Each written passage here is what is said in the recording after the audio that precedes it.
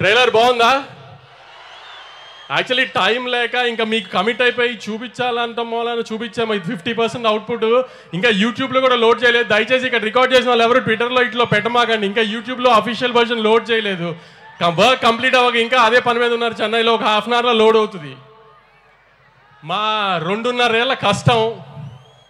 గౌతమ్ నేను 2018లో జెర్సీ తీసి national award ఇదంతా అయిన తర్వాత నుంచి గౌతమ్ 5 ఏళ్ళ నుంచి కష్టపడి రాసిన కథ ఒక 2.5 years నుంచి ప్రొడక్షన్లో ఉంది. ఖచ్చితంగా తెలుగు ఆడియన్స్కి ఒక కొత్త రకమైన యాక్షన్ గ్యాంగ్స్టర్ సినిమాని చూపిస్తున్నామని అనుకుంటున్నాము కాన్ఫిడెంట్గా.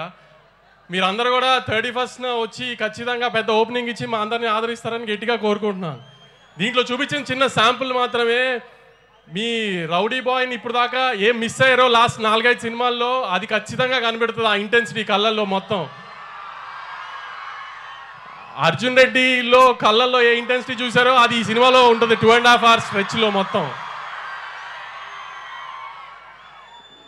గౌతమ్ కానీ నేను కానీ ముందు ఈ సినిమాకి ఈ లాస్ట్ 2-3 monthsలో అతిగా జాగ్రత్త పడింది. విజయ్ గారికి మాత్రం ఈసారి తప్పు జరగకూడదని.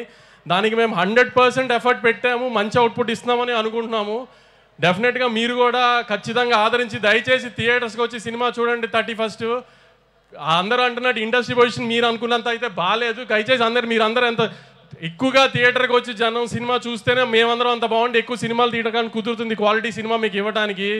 మనకి ఇప్పుడు హిందీలో ఒక సయ్యారే పడినట్టు ఇట్లా మనకి అలా ఆ ఊపు రావాలంటే మార్కెట్లో మీరు మళ్ళీ 31st నుంచి మాకు ఆ ఊపు ఇస్తారని కోరుకుంటున్నాను. Thank you very much.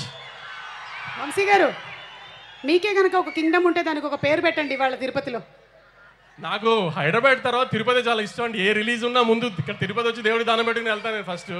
నాకు ఇది సెకండ్ హోమ్ లాగా తిరుపతి. అందుకే విజయ్ గారు ట్రైలర్ ఎక్కడ చేద్దాం అంటే తిరుపతిలో చేద్దాం అన్న ముందే నేనే.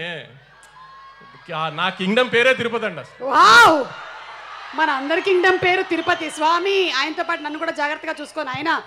అలాగే ఒకవేళ కనుక ఈ సినిమాలో మీరే హీరో అయితే హీరోయిన్ ఎవరైతే బాగుంటుంది?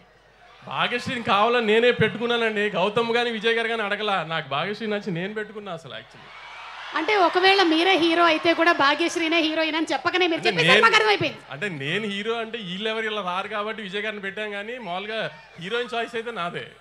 ఓకేనండి, అర్థమైంది. అంటే అతి త్వరలోనే we can expect a film as an actor from Vamsi garu అని కూడా నాకు వినిపిస్తుంది.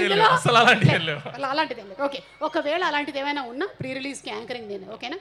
Okay, thank you so much Vamsi గారు. అండ్ July 31st అందరం థియేటర్స్కి వెళ్ళి చూసేద్దాం సినిమా. అండ్ ఆయన చెప్పినట్టుగా